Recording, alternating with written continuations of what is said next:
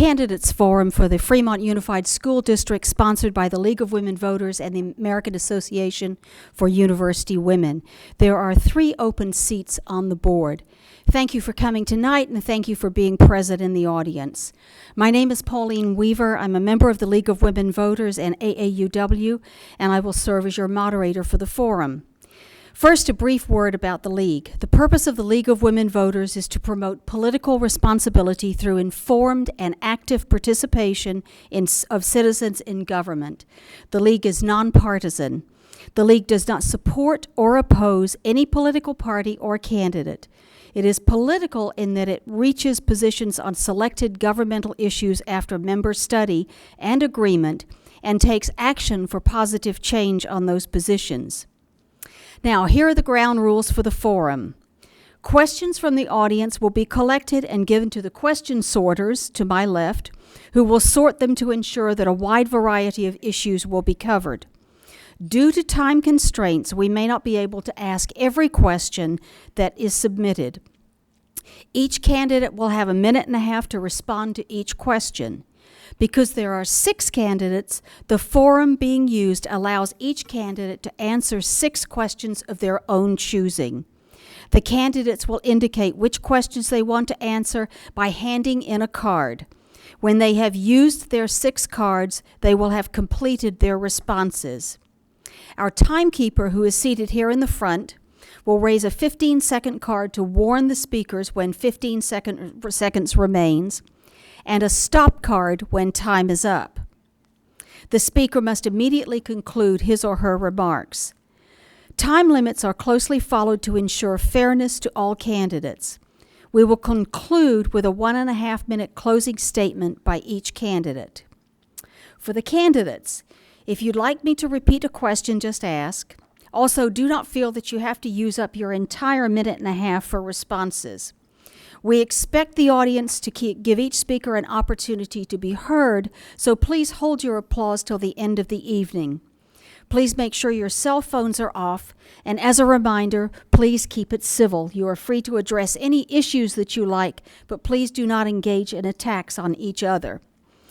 So now that you know the format, please meet the candidates running for the Fremont Unified School District. To my immediate right, your left, is Ann Crosby. Next is Desiree Campbell. Next is Lily May. Then Hugh Eng, Yang Xiao, and Reshma Karapanini. So welcome, candidates.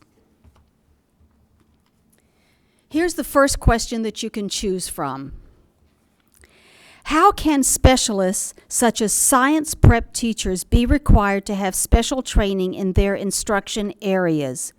What policies can the board support to make sure that teachers with specific specialty training are not bumped by teachers with seniority but no specialty training?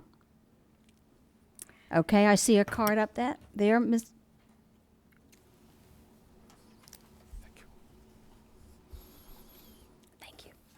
I'll go with the first hand that I saw, Mr. Xiao. Hi, voters. Thank you for giving me this chance to introduce myself to you. As for the challenges the school district is facing, of course, one of the biggest challenge is that the school district has already adopted the Common Core standards.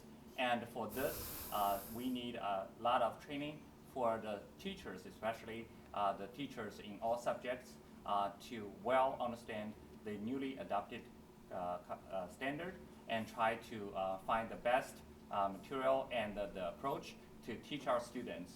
From my talk with Dr. Sims, it seems like the newly adopted Common Core standard is more challenging, and the standardized test is more competitive than the current STAR test and the current curriculum. So in that case, the school district should support by all means to give chance for the teachers to get fully trained for the newly adopted program, and especially in the science part. I myself have a science background. I received a PhD degree in chemistry and chemical biology. Mr. Shao, covered. I'm sorry to interrupt you, but can you please make sure that your microphone is on because you're not being recorded unless the light is on? Okay, sorry for the technical part. Okay, so by deducting the time I turn on the microphone, I still have 10 seconds. Yes. Okay. Absolutely. So, so in that case, I don't think seniority should be the main standard or criteria to decide who will get trained and who will get not. I think in the science teaching, we need to do all we can to provide our students with all opportunities. Mr. Ng. Good evening. My name is Hill Ng. I think the question about the science prep teacher is simply an example of all the other prep teachers that we have in our school district. Music requires special training. Not every teacher can actually teach music. I can sing or dance to save my life, but I could probably teach math, for example. PE. So I think it boils down to we shouldn't bump anything. The whole notion that we're going to keep teachers simply based on seniority is not a good idea. That is what it really boils down to. What our district needs is a long-term, sustainable personnel, or you might call it human resource policy, that actually works. And it needs to look at a broad range of issues, right? From skills, from experience, and yes, seniority, but not only seniority. Thank you. Thank you. With apologies to the Fremont PTA, Parent Teacher Association, they are also co-sponsors of the forum, and my apologies for leaving them out. Your next question. What do you think of the policy of opting out of HIV/AIDS prevention education?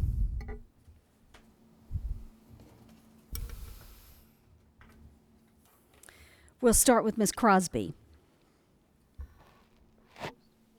Yeah. Good evening. I think this is an area. Make sure your light's on. Oh, gosh, we'll get it right eventually. I think it's an area that's very poorly understood by our parents. Whether or not you are opting in or opting out of a particular curriculum is set by the state. In 2004, the requirements for HIV/AIDS education were changed because there was a drastic rise in the number of cases in the K-12 area. Obviously mostly junior high and high school students. And for that reason, the state of California decided to change their way they handle HIV/AIDS education to try and address that, to make sure our students are educated and that they have that education. So there are no options as far as Fremont Unified has. If they are going to follow education code, it can only be an opt-out policy. Thank you. Ms. Carapanini. So I definitely understand that it's not a situation where parents have the opportunity to opt their children out of HIV or AIDS education at this point, and I want to take this opportunity to underscore the importance, I think, of students having the opportunity to receive that education, and schools having a responsibility to provide that, because it's an important condition that faces some people, and it's potentially preventable if we're able to provide students with the kind of education that can actually help them make some good decisions. So I fully support that part of the education code that requires schools to offer it.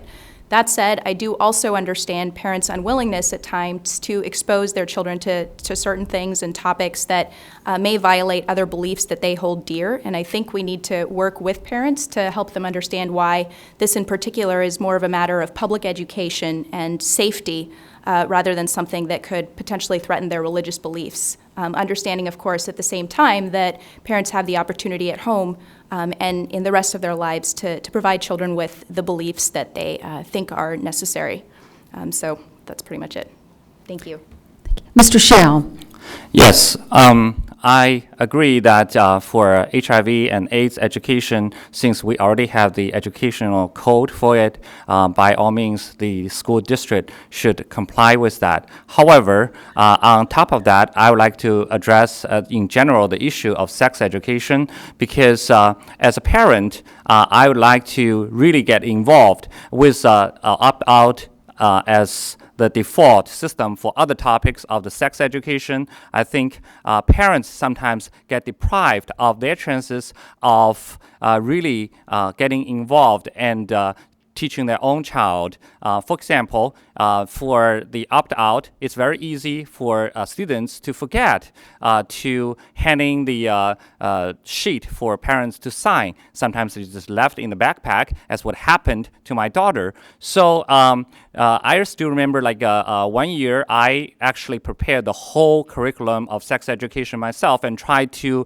get my son to spend a weekend with me in a hotel, and then I can have a father-son time to really get this part of education to him. Guess what he said? He said, "Daddy, whatever you're going to say to me, I already knew. We already went through that in the school." But I was not aware of it because I was never asked for a signature for any part of that. I felt left out. So as a parent, I think we should, as a school district, get more involvement of the parents in the sex education program. Ms. May. Well, first, I think it's very important for us as a school district to maintain our compliance and comply with the California Ed Code, and that's something that we have been very careful to do. The other thing that we're very fortunate is that we have an incredibly diverse community, and as such, I certainly respect the involvement and participation of the parents and their feelings in this area. When it comes to this type of decision, we've had, as a current board policy, most of it is an opt-in policy, and part of it is that we encourage the parents, and we have awareness and information for the parents to understand what the program's covered. There's materials that are available at the school sites and also at IMC, but we will comply with what's required by law, but at the same time, where possible, we must engage the parents because I think that it is and require the family support to understand what their morals and what their values are. And it's something that we support as a district, the parent involvement and parent participation. Mr. Eng. I think there's some differences. I believe when it comes to HIV, I think Ms. Crosby is right. Our school district is doing the right thing by saying that this is a part where it's so important to your life that it isn't really optional, right? We want our children to know. But there are other parts where I do think that people should have a choice. That we wanted to say, we as a school district recognize the diversity and the differences within our families. Therefore, I believe we need to provide our students and our parents a choice. Nevertheless, we need to make sure that education happens in an efficient and effective manner. Today, we have sex education in 4th grade, 5th grade, 6th grade, 7th grade, 8th grade, and then 9th grade. During 7th grade and 8th grade, we actually take 6 weeks of science to get it done. Therefore, I would like to see we are conducting sex education in a much more efficient manner. Let's teach our children, teach them well. Thank you. Ms. Campbell. I guess that's the disadvantage of going last. Everybody steals all of your ideas.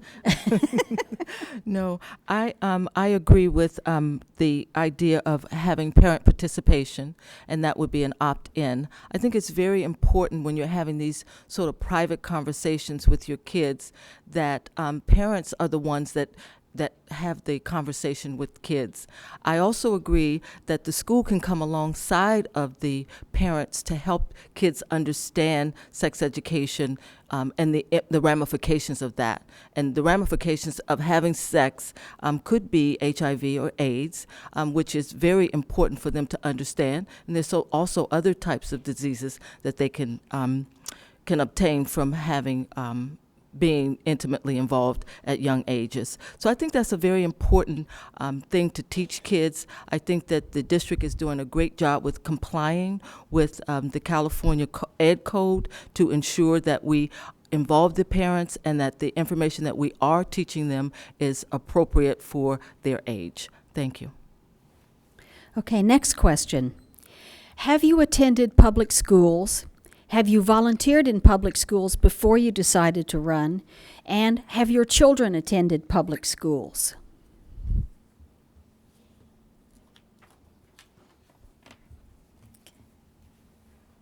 Ms. Campbell, if you'd like to go first. I am a product of public education. I was born and raised in Washington, D.C., and I went to school in Washington, D.C. I have 4 young men who also went through the public schools, Fremont Unified Public Schools. And what was the other part of that question? Have you volunteered in public schools? I have volunteered in public schools. Actually, currently, I am a tutor at Leach Elementary School. Ms. Crosby. I was raised by teachers, and so I went through the public school system, was raised with a strong belief in the importance of education. I have, since we moved to Fremont in '96, I've been involved on school committees at the elementary, middle, and high school. My 4 daughters have actually attended 9 different schools within Fremont Unified, so I have a unique situation where I've had the opportunity to be involved at different schools and at different levels throughout Fremont. And in different attendance areas. In addition to that, I've been very involved at our school sites. I've been a PTA president at Centerville Junior High and a vice president at Parkmont Elementary. And I was involved with the PTOs at Mission San Jose Elementary and Hopkins Junior High, as well as being the secretary of the PTO at Mission High School. In addition to that, I've had the opportunity to be involved at the district level on things such as the Health and Sex Education Advisory Committee, the Instructional Equity Commission, the Measure K Oversight Committee, the Parent Representative Advisory Assembly, a long list. Since 1996, when we first moved here, I have had the opportunity to be involved because this is what I do. It's what's important to me, and so. Thank you. Ms. Carapanini. So I'm not a product of public education, but one of the reasons I've chosen to send my 2 kids when they do go to school, they're currently in preschool, to public school is because of the experience that I had. While I can't apologize for the education my parents decided to give me, and it was actually a good experience, there are many things that I think I really missed out on and I think are really valuable for kids growing up in a community. First of all, I think it's important for parents to be involved in their children's education because parents who have that opportunity can make things better for your community as a whole. In addition, it's nice to go to school with the people you live near. I really look forward to having my children go to school with their neighbors. That's something that I never had and I will really value. I think it gives kids the opportunity to grow up with people and have a really different awareness of the people that are surrounding them. I'm not saying that I didn't develop those things, I just developed them in really different ways.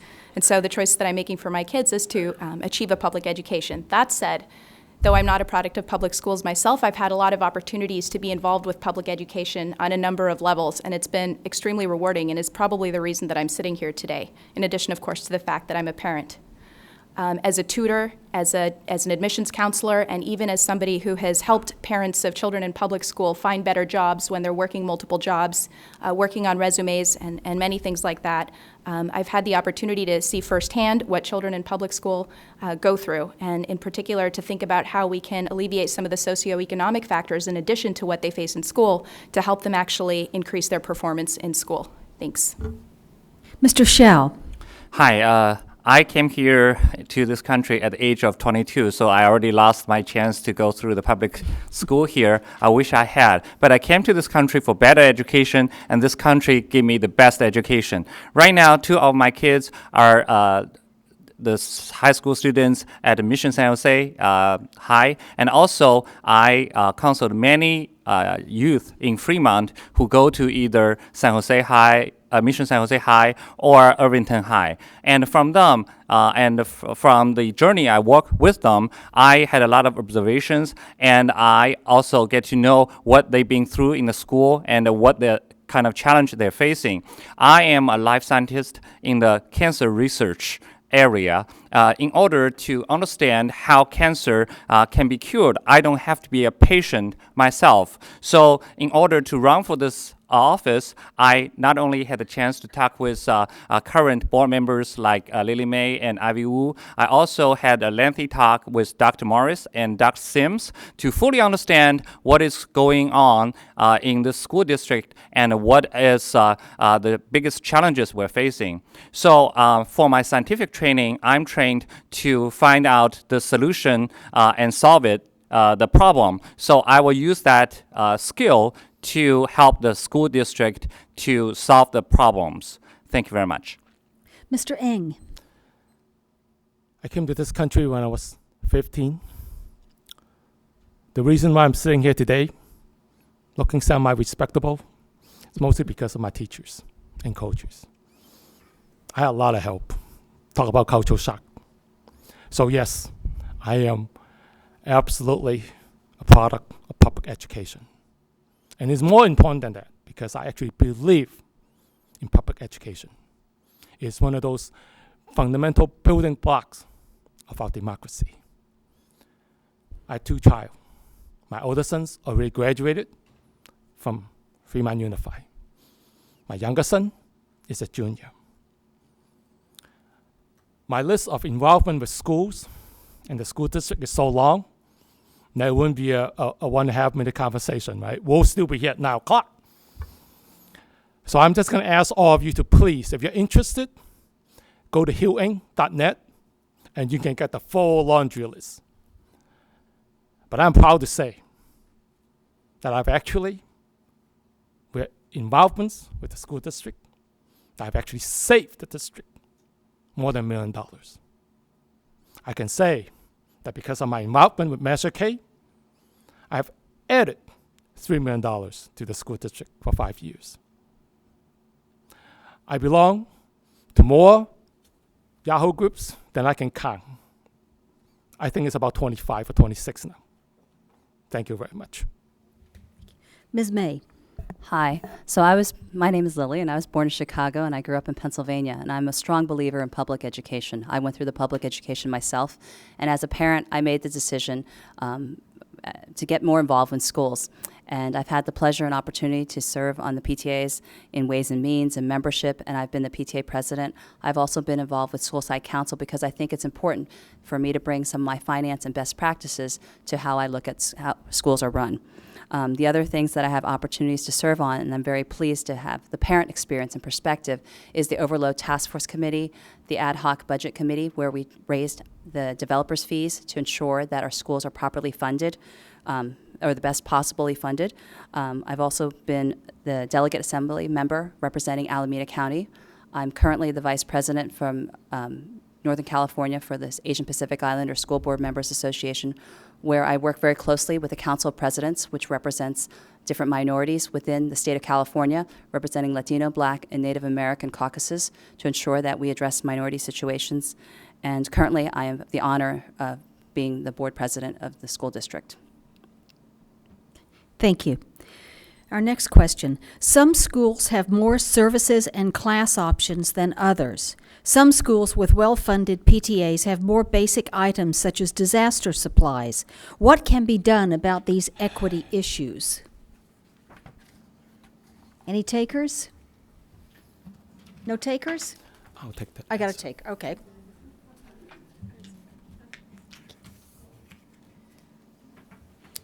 As the current chair of the of Fremont Unified's Instructional Equity Commission, this is exactly what we've been looking at. We've looked at 6th grade science camp to see whether or not the fact that it's paid for by parents in the most part and fundraisers at schools are the schools that have less affluent neighborhoods, still able to raise funds and make sure that their children have the same experience in sixth grade science class, because it's important. I went to sixth grade science camp. It's a great experience. So these are the kinds of things we've been looking at. Currently, we